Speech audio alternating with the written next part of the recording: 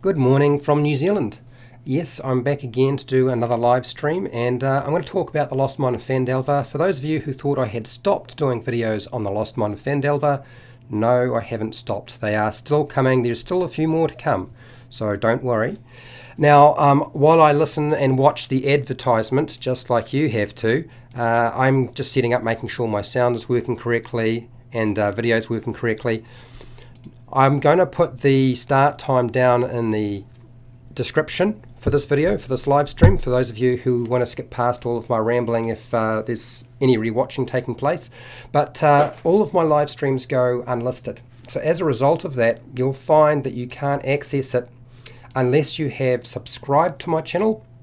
You have hit the bell for being notified when I am live and when I publish new videos.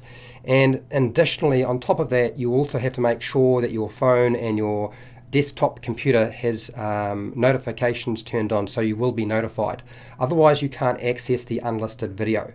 The only other way to access the unlisted video is to be a patron, and patrons get access to all of the unlisted live streams. I do edit down all of my live streams, but they do not include all the Q&A or questions and answers and the feedback that you provide and the things we discuss after my presentation. So just bear that in mind. Now, if you haven't been part of my live streams before, normally what I do is I present everything first and then I open up for questions and answers. I use a lot of slides for those of you who are unaware. So you will see my face in the Q&A and you will see my face in the beginning, and then after that I'm probably going to use a whole bunch of slides. Just makes it easier for me to focus on communicating the information rather than where my eyes are and where my face is pointing. It's just easier for me. How's it going, sheep? And who else we got here? We've got Izza is here, and is it Anne? Look, I apologise if I'm butchering your names. And Andrea, hello, and Joe's here, hello, thank you very much. Right, let's whack into this, shall we? I'll get myself organised and we'll do our presentation.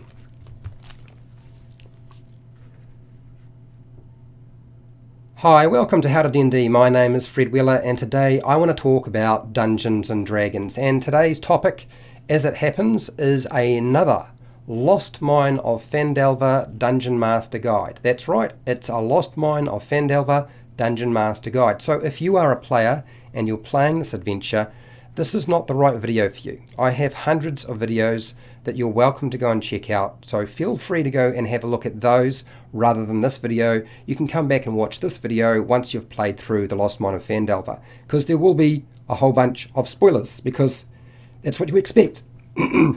Okay, so for the topic for today is Qelline of Alderleaf Farm. So Qelline of Alderleaf Farm, or Qelline Alderleaf, that is the topic. You can turn to page 18 of the Lost Mine of Phandelver adventure, and it has a whole bunch of information on Qelline. Well, no, it doesn't really have a whole bunch of information. It probably doesn't have everything you really want to have. We're going to deal with that. We're going to provide you with what is already in the book, and then I'm going to provide you with a whole lot of additional information that was missing that I have sort of come up with. Okay, so Qelline Alderleaf is a wise female halfling of 45. She's a pragmatic farmer, and as it happens, she seems to know absolutely everything that's going on in Phandelver and the area surrounding it. Seems a little bit odd, but I will explain what's going on here. She's kind and generous. She has a friendly disposition to the players' characters and will let them stay in her hayloft. Now, the reason for doing this, I think, in terms of the adventure, is to provide parties who don't have a lot of funds and can't stay at an inn or tavern a place to stay if they can't pay for the fees for overnight stay, or they don't want to camp or tent outside of Phandelver itself, which of course is certainly an option, but it's probably far more safer to be in a hayloft than tenting outside of Phandelver, given all of the other things that are taking place in this area. So Qelline has two quests for the players' characters. Now that's provided they take the bait and that they share some information about themselves and provide some motives and motivations to Qelline. Otherwise, she might not open up necessarily about all of these different things. And you play with this. You decide when it's the appropriate time. There are two quests, essentially. The first quest is Carp Alderleaf. That's the son of Qelline. He thinks he's found the Red Brand bandits' secret lair, like a secret tunnel or entranceway, and that it's situated under Tresendar Manor. Now, all that information is there deliberately, really, to allow the players' characters to get into the Red Brand hideout successfully through the back door rather than going through the front door. This has been done deliberately because the expectation by the designers, I believe, was that the players' characters would be about level 2. They might be level 3, but they were sort of expecting them to be about level 2. And they didn't want to make it too hard for them to get through that whole process. Because what would happen if you suddenly had a mage sitting at the end of this hideout with all of his firepower and minions waiting for the players' characters, which potentially you could do as a dungeon master if they came through the front door and they were aware of everything that was going on. So this will lead into the players' characters dealing with the Red Brands. That is sort of the major focus for Phandelver itself. And the second one is the druid Rendoth. He's a long-time friend of Qelline and can help the players' characters if they are looking for somewhere like Cragmore Castle or Wave Echo Cave. So that means that Qelline can direct them to Thunder Tree if they need to get to Thunder Tree, and then talk to this druid. She's essentially a go-between between the druid and the players to allow them to progress to that location, but also to provide them with additional information. They don't actually have to deal with any of the threats and dangers in Thunder Tree necessarily, depending on the information that they're trying to ask for. But it is written into the adventure that the druid Rendoth will actually require them to sort of partake and do some stuff around Thunder Tree for him to reveal information. So it's another way of basically providing the players' characters with a direction, a seed, a clue to the next location. So what's going on here? Because there seems to be at least 2 quests of major importance which lead off into at least 4 different pathways or arcs. What I want to say, and this is essentially my own opinion based on what I've read of the adventure and what I've run in terms of the adventure, and that is that Quelline's purpose in the adventure is to provide information to the players' characters about anything the Dungeon Master wants them to know, or feels they need to know to move the story forward. Which is a bit of a shame, because it does sort of make Qelline a less important character simply because she is a tool for the Dungeon Master to actually move the story forward, rather than being of having a bit more meat and potatoes to her, like some of the other characters I've talked about in the past. What we don't know, and necessarily the players' characters don't necessarily need to know, but the halfling farmer Qelline could be mistaken for a busybody gossip. Certainly it would seem that she seems to know an awful lot and wants to divulge a lot of information, certainly once she gets to know you, but she actually has a secret that makes her potentially vital to the party. She can open up essentially the entire area that this adventure takes place in, not just Phandelver and the 4 pathways that are presented in the adventure. So when you think about this character, you don't necessarily have to drop a lot of information, but it can be just enough of a clue or seed to get them to many of the different locations within the adventure for the Lost Mine of Phandelver. Okay, so let's talk about some of her background and what's been going on with Qelline. Qelline was once an adventurer. She lived the life of an adventurer, travelled the world with Rendoth. This is my assumption, because I feel like somebody like a druid would probably travel a lot, and this character certainly has. So it would make sense that a halfling who likes to explore and try new things out, that they would have some sort of involvement in adventuring.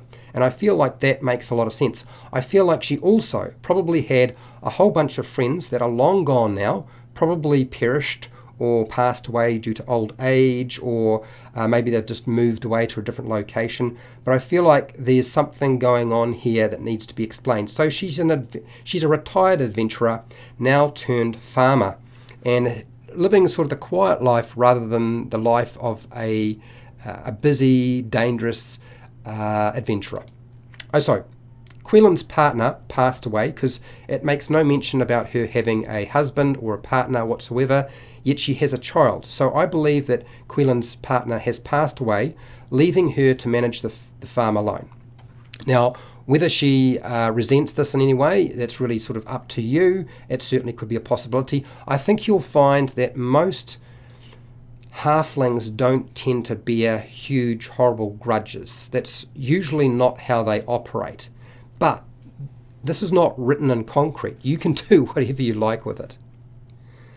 Qelline is part detective and part bloodhound, which makes her perfect. She is the reason why, if you want to know anything about anything, she's the person you go and talk to, because the chances are she'll know some information about it, or she'll know where you can go to get that information. Yet again, that DM tool that I was talking about, that she essentially serves as a purpose. Quelline's an independent, free spirit that has learned the value of having a family. That doesn't mean that she doesn't have a good time and joke around and anything like that, but certainly I feel like she's certainly still an independent individual.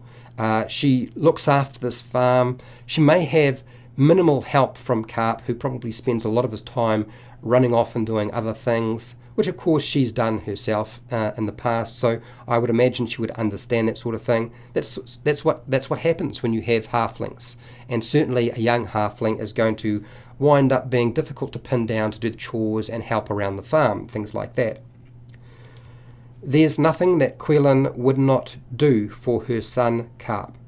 Family is king, and Carp is the sort of individual, he's a young halfling who likes to explore, gets into trouble, probably not as much trouble as Qelline, but Qelline would never let Carp know that, and probably doesn't talk an awful lot about what she's done in the past, just out of fear that he might follow the same route that she has.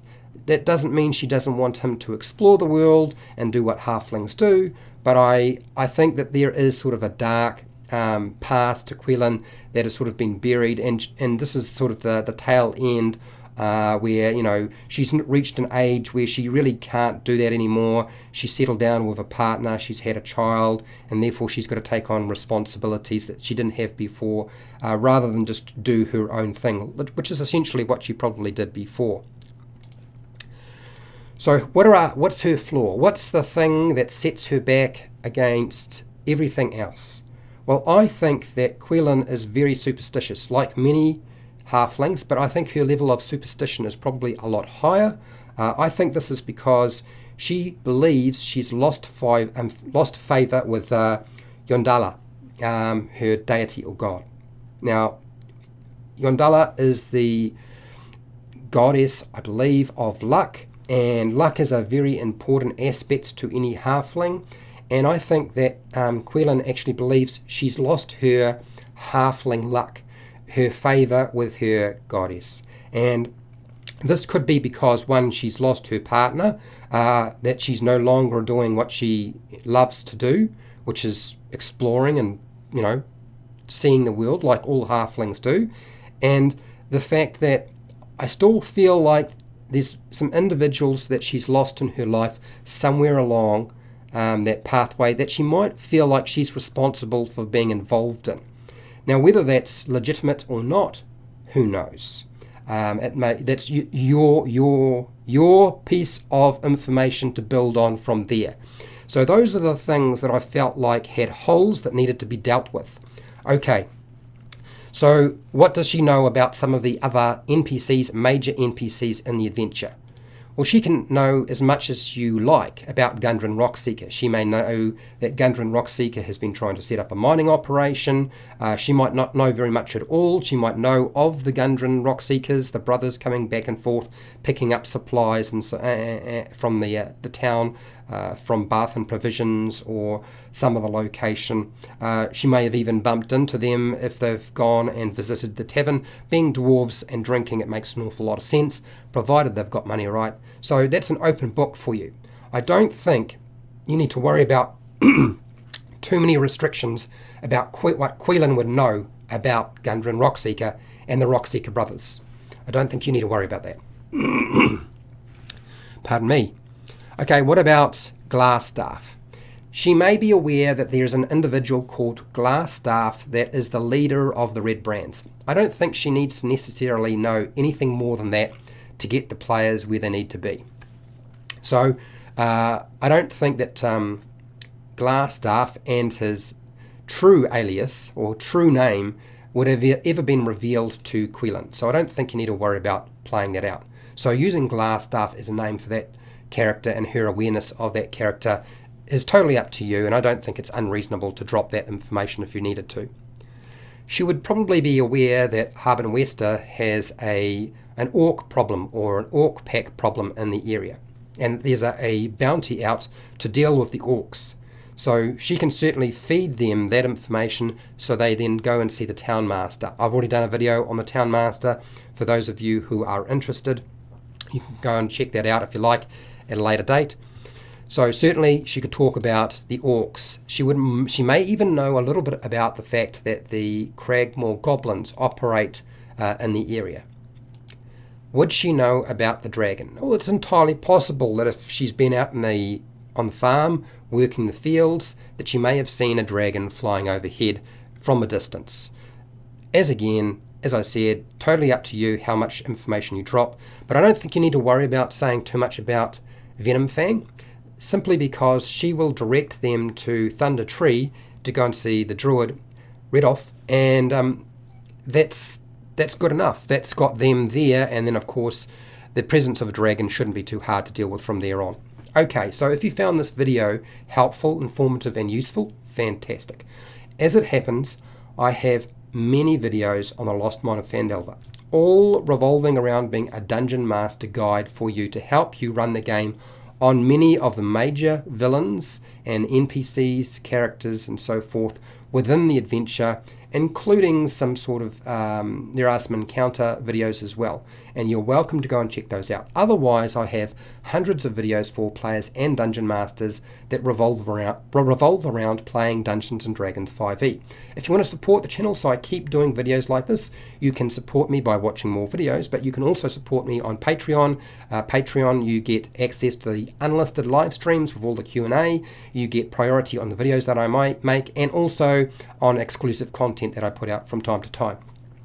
I also have affiliate links down in the description to the book depository and Amazon, and all of those purchases give me a small commission. I have a merchandise shelf. Make sure to share, like and subscribe, hit the bell button to be notified when I go live and when I publish new videos.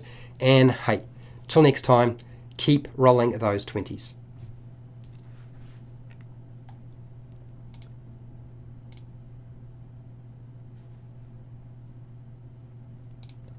I'm not gone. I'm just swapping things around, putting my glasses on, getting organised, and we'll have a talk about Qelline. It took me a long time to come up with the information for Qelline because she's awkward. I really did have to sort of read between the lines, but not just read between the lines, I really had to create some stuff that did not exist. So all of this, you know, from the point where I said I'm talking about stuff that I have had to make up, really that's just my own stuff. It's not stuff that is actually in the adventure. So this is your opportunity to discuss and talk about the Lost Mine of Phandelver. Anything to do with any player questions, I'll answer those if you're a player in here. If you are wanting generic information and advice on dungeon mastering, or you want to provide advice on how to do it or how you did it, by all means, share that in the live chat. That's why we do these videos, so that the community as a whole can share what they've done in the past. All right, through the live chat, So if you have a question, hashtag question or @Fred so that it stands out so I don't wind up missing you. It makes it a little bit easier to make sure I get to your question a bit faster. So we've got Sheeps here, Esser Haddon, I think that's right. Andrea, Joe's here, Carter Videos is here. Hello mate, how's it going? Big Kid's here. So good news, almost finished with Horde of the Dragon Queen. Bad news, I'm not as good of a DM as was when I did starter set with all of Fred's background information. Well, to be fair, there's a lot of information to deal with in the Horde of the Dragon Queen. And if you're moving into the Rise of Tiamat, and I'm sure somebody's going to say I've pronounced it incorrectly, but tomato, come on. So anyway, so I have already got sort of a very basic sort of rundown and guide for Dungeon Masters on the Rise of Tiamat, and I will try to do more. What I've been finding problematic, because one of the patrons actually requested that I do a video on that topic and I build it out a bit, is trying to make it in such a way that it's useful to you and isn't too unwieldy. They could get really long. I could see these videos getting really long, which is why I try to break up everything with the Lost Mine of Phandelver into relatively small chunks. So you're dealing with maybe 10, 15, 20 minutes if I can. Sometimes it's just not possible, you know. I felt like it would have been easy for me to write more than 2 pages, and I've tried not to do that with Qelline. Joe, the basic starter set is sold in Walmart stores as well as Target stores. Yep, right. So remember, there's not just the Lost Mine of Phandelver basic Dungeons & Dragons 5e starter set. There's also the Dungeons & Dragons Stranger Things starter set, and probably not quite as much value in that product. And then you now have the new Dungeons & Dragons Essentials kit. And yes, I will be doing videos on that topic in the future. I just got to wait till it gets delivered to me. And I live in New Zealand, so it takes a very long time to actually arrive in my country. It only became available to purchase for the entire world just recently. And I don't live in the States or Canada. I don't know. I think if you were in Canada, were you able to get it when it was first released at Target? I'm not sure. I've seen many copies sold versus other board games in the board games aisle. Right, good news for the hobby. Now we need them selling minis. Yeah, well, I think it will happen, but the only way it's going to happen for something like Walmart and Target is for the price of miniatures to go down. And that's a hard sell, because what has essentially happened is even though there's a huge demand and there is a huge supply, it hasn't equated to a drop in price, and there's lots of different reasons for that. Hi Fred, how's it going? You don't need minis. We played for years using jelly beans and other candies. You kill it and you eat it. Fair enough, absolutely. I did the same thing. What did I use when we first started out? I think I used play pieces from board games, all sorts of different board games. And then over time they put out Hero Quest, and I started using the Hero Quest miniatures. Well, I played an awful lot of Hero Quest with my brothers and sisters. I was the older one and they were the younger one. Save or Die. Hello, how's it going, Save or Die? Joe, if ever speaks blasphemy. That's well, yeah, I know you're joking there, Joe, but you know, everybody their own way of playing. You know, not everybody can afford miniatures, which is why I have so many different videos on alternative ways of dealing with that, not just miniatures themselves.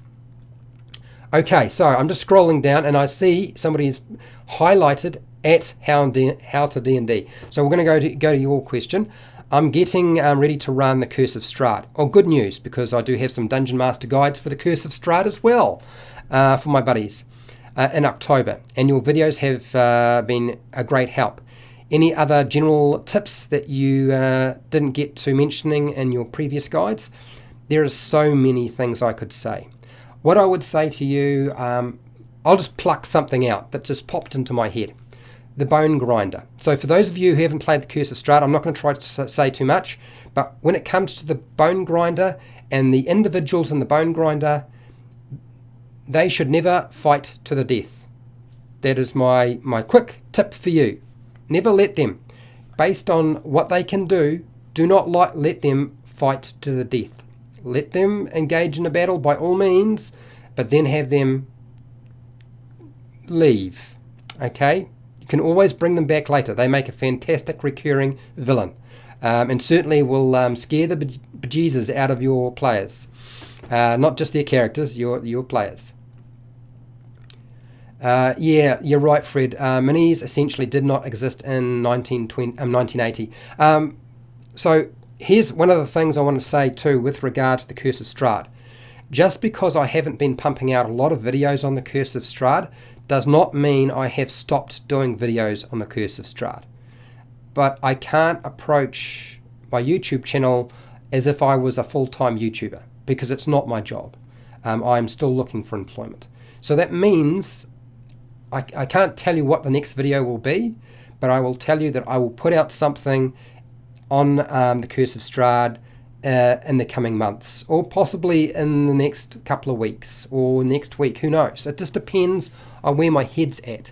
I tend to do things based on what my current sort of enthusiasm is. That makes it a lot easier to deliver these videos, particularly since I deliver them live. It makes it a lot easier.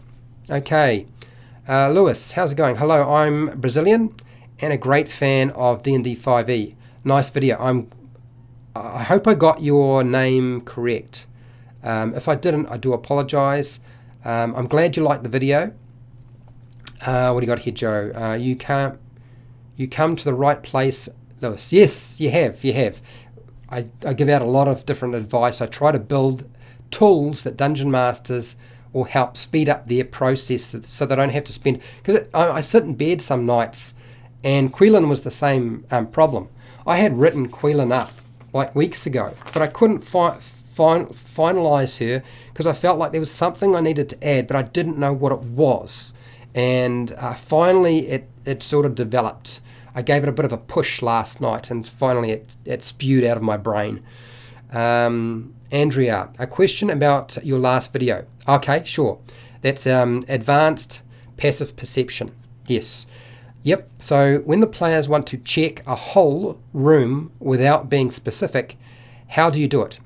Is it there where the passive perception should get used, or must it be a perception check?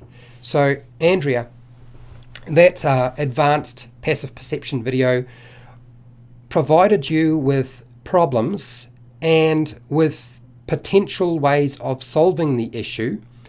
But the problem with passive perception and perception as a whole is, as I said, it's an incredibly complicated process. And what I found that it just wasn't worth the aggravation that I had with my players to always specify. If they said, look, we're going to check everything in the room, but I'd say, no, you have to, I'm going to describe what's in the room and you have to tell me what you look at.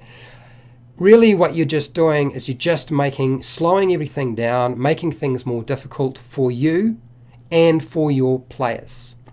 Now, that doesn't mean it won't, that's, saying, okay, if they say they're going to check the whole room, that you won't have problems, because you will.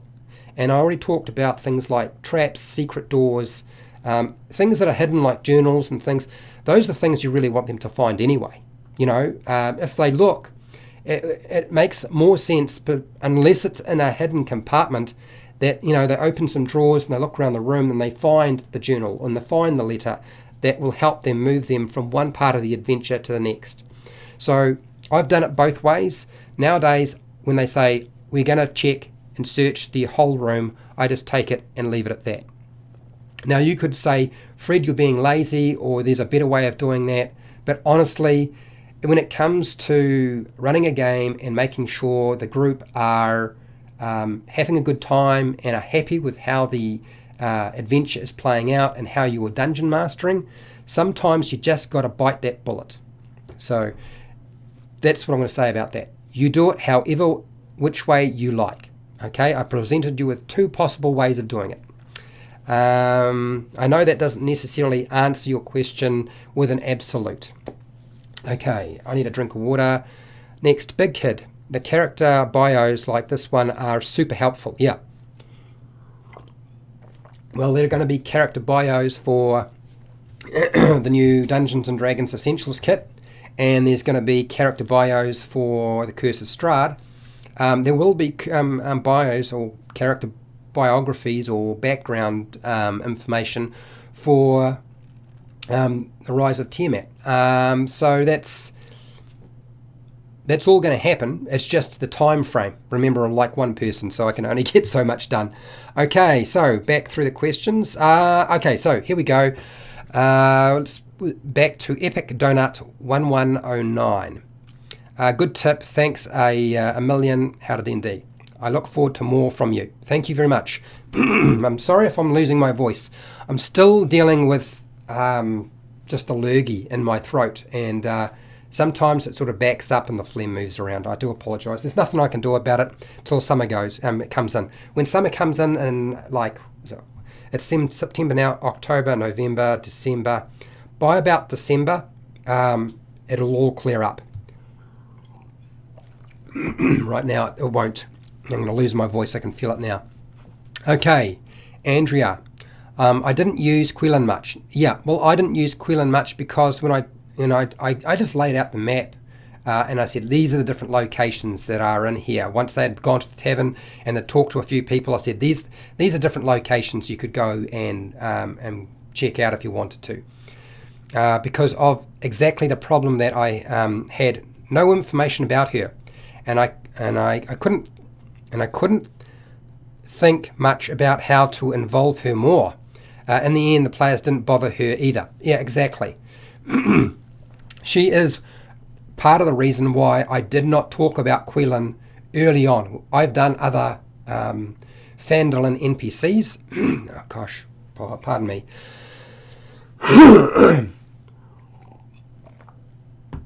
But she's not vital to your adventure, so you don't have to worry about Qelline if you don't want to. Okay, Lewis. The starter set will come on this month in Brazil, so you really are having to wait quite a lot longer. I'm not surprised, Lewis. I know that there are some products you just can't buy in Brazil. There's been a few other places around the world, some parts of Europe. I don't really get too many comments about Russia or Soviet Union or anything like that. So yeah, and I don't really get comments from China because, of course, all of their social media is blocked. Zane Eden, how's it going? You're from France. Welcome to the live stream. What do you got here, Fred?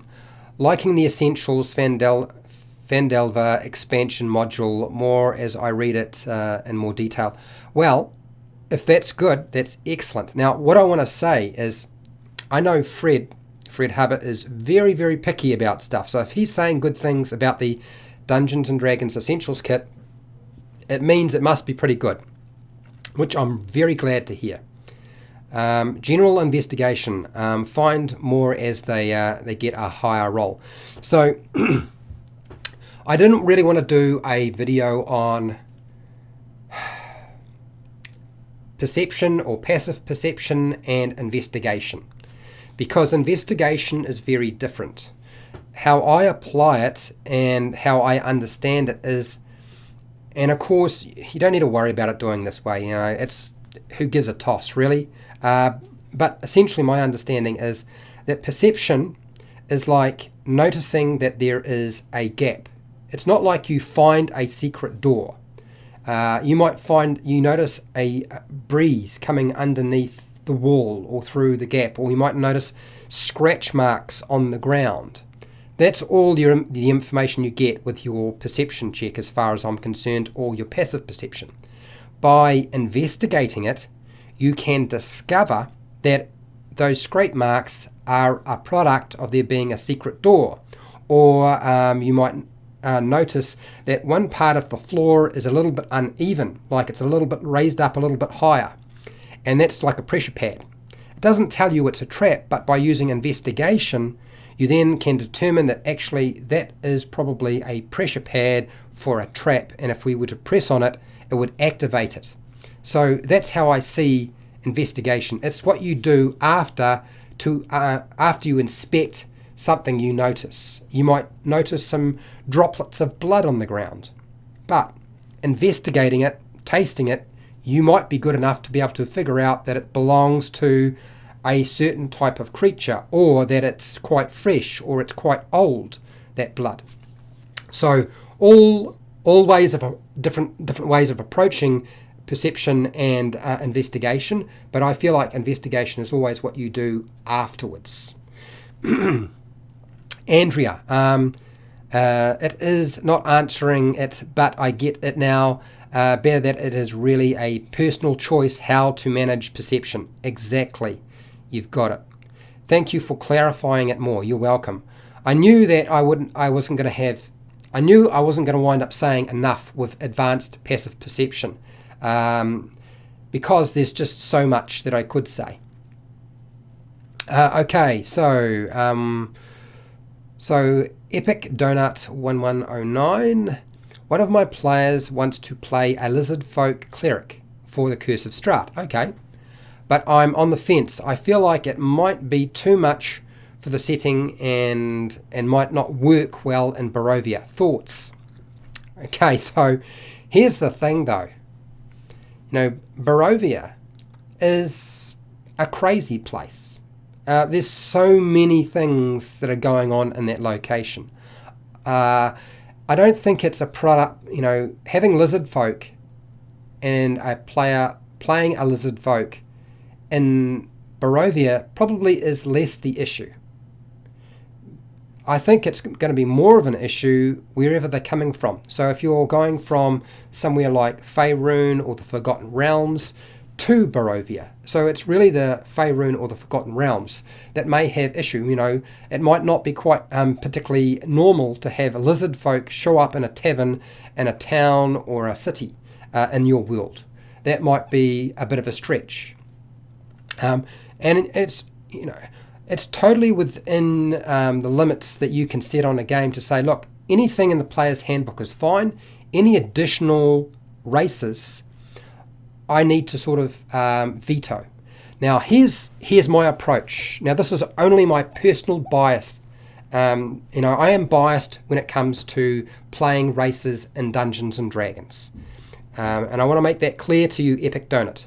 So it's really up to you how you see the world. But for me, I like it when players will play a different race. I love it.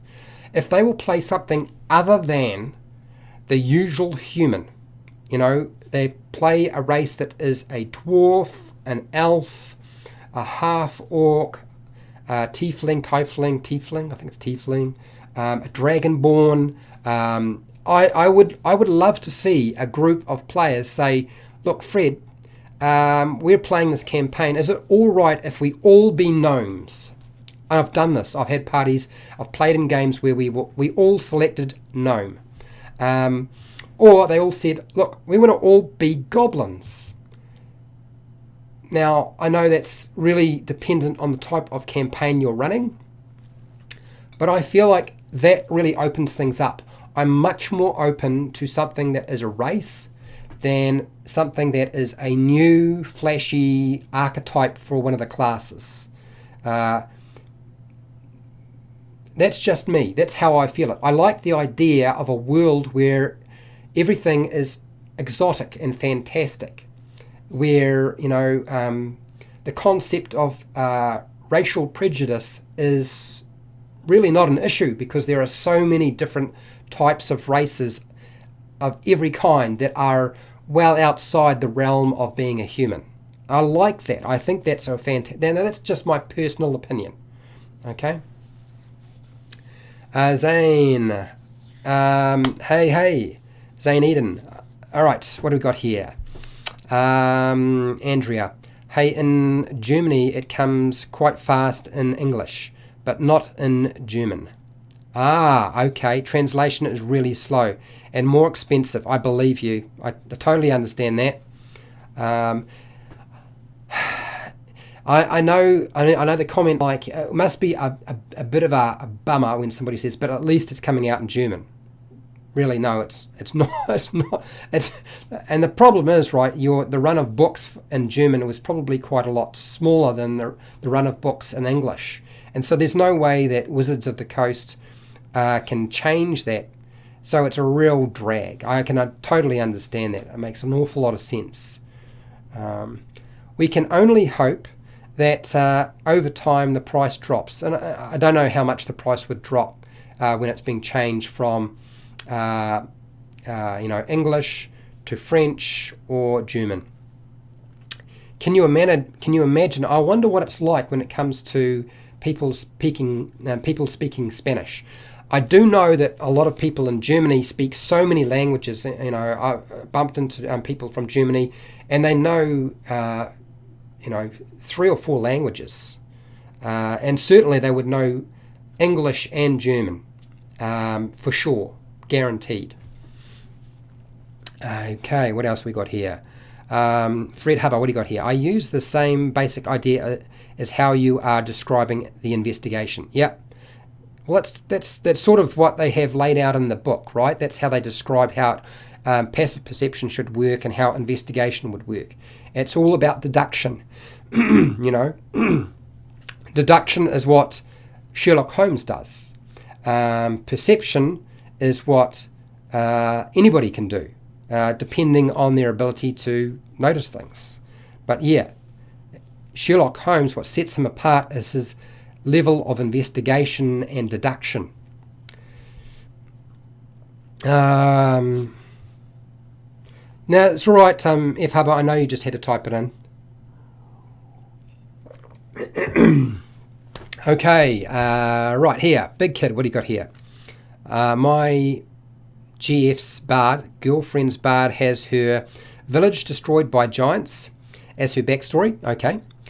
She failed perception against some giants, so they weren't the same giants.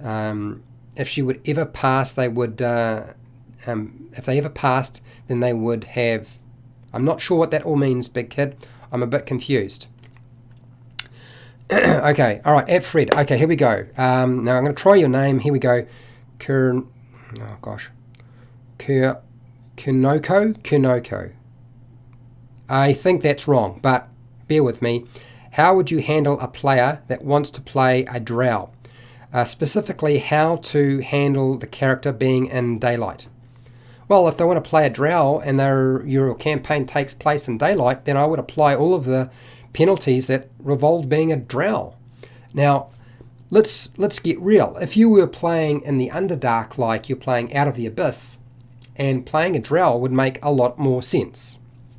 If you're playing in an environment where, there's usually darkness, then or dim light, and you don't have full-blown daylight, then absolutely, if it's subterranean, go for it.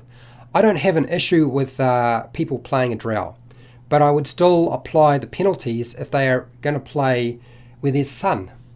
That's their choice. There are a lot of benefits to being a drow. Remember, the kind of dark vision they have superior dark vision.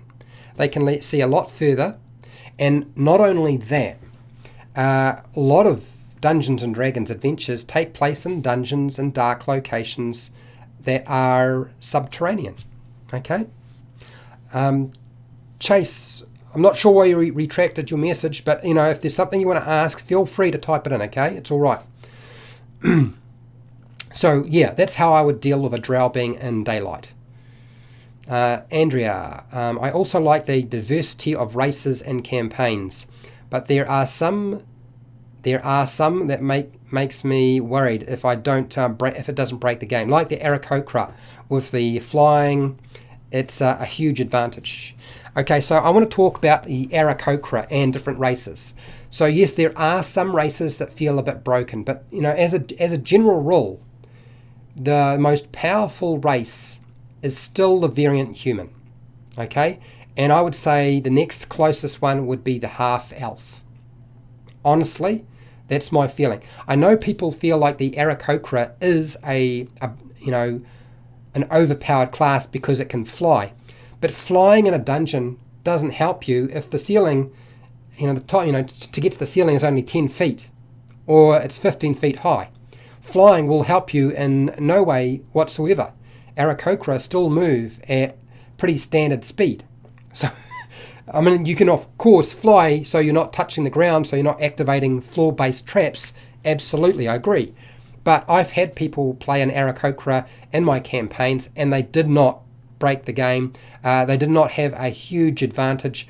In an outdoor environment where you're dealing with forests and mountains and grasslands and it's a big and open area, then absolutely flying is a huge advantage. But also too, because you are the one that is able to fly around, you can wind up drawing a lot of fire. Certainly the ranged firepower. They are the ones who no longer have cover because they're not standing behind the tank and getting a +2, to their armor class because they have soft cover involved. They've got half cover involved.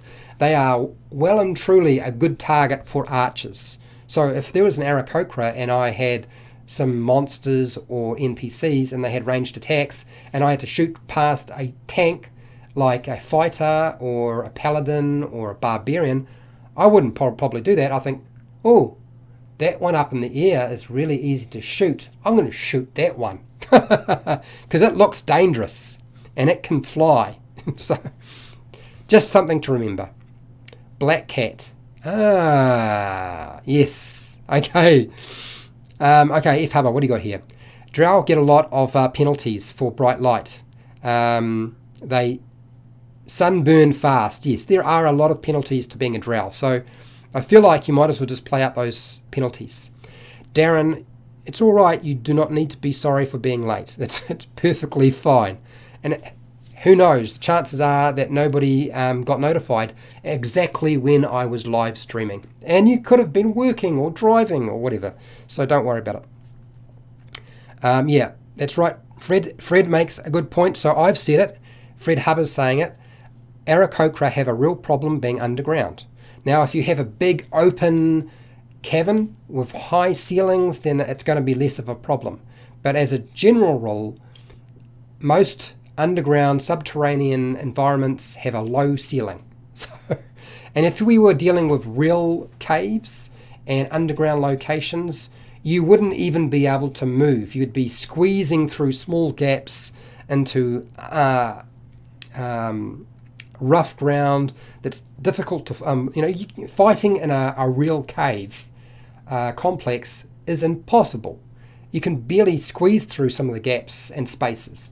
And when there is an open section, the ground is so uneven because of its natural formation that you couldn't fight there without falling over, tripping all the time.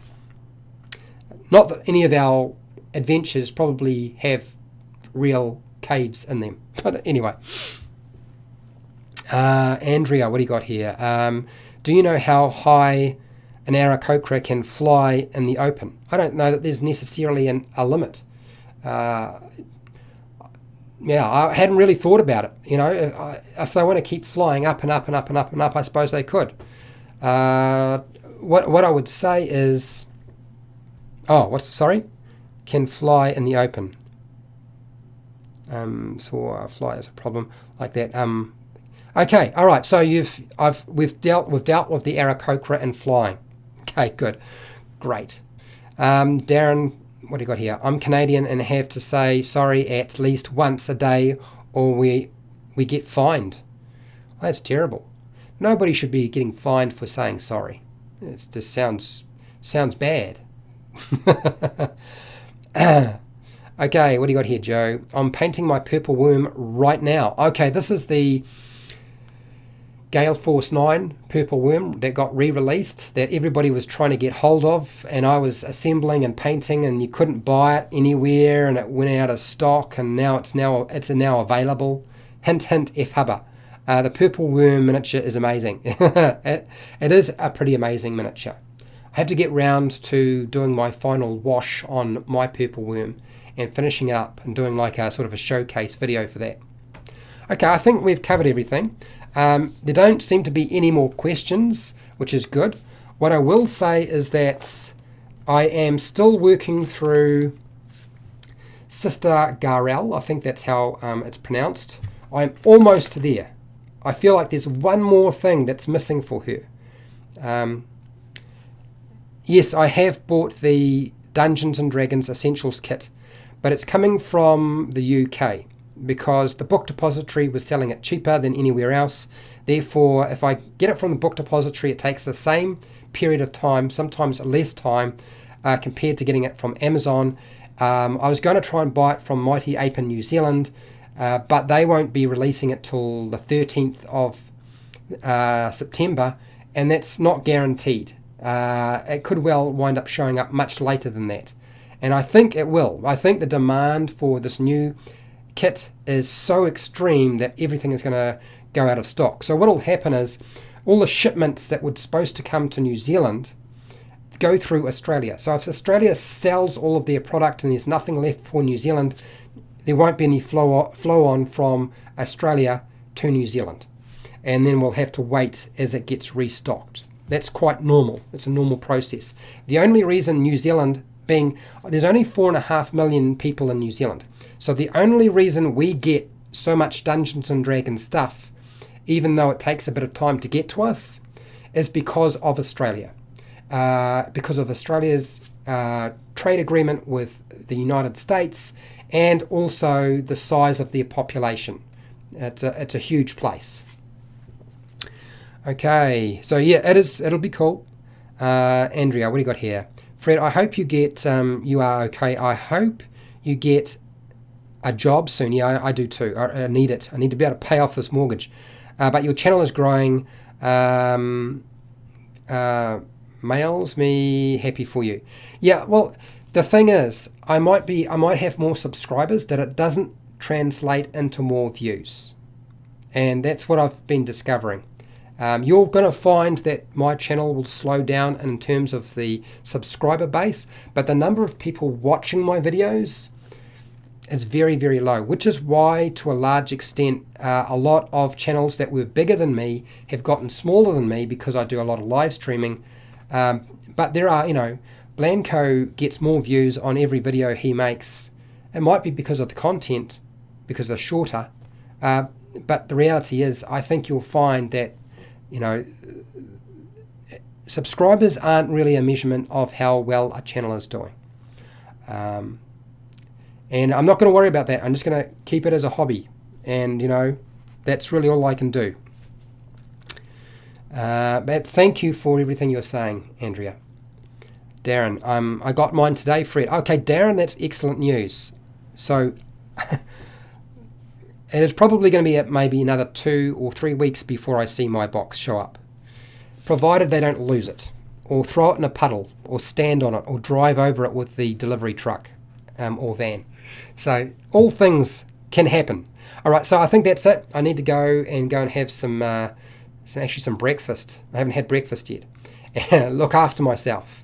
And I will be back, don't you worry. We're not finished. But as I said, Sister Garel, and I've been working on Linene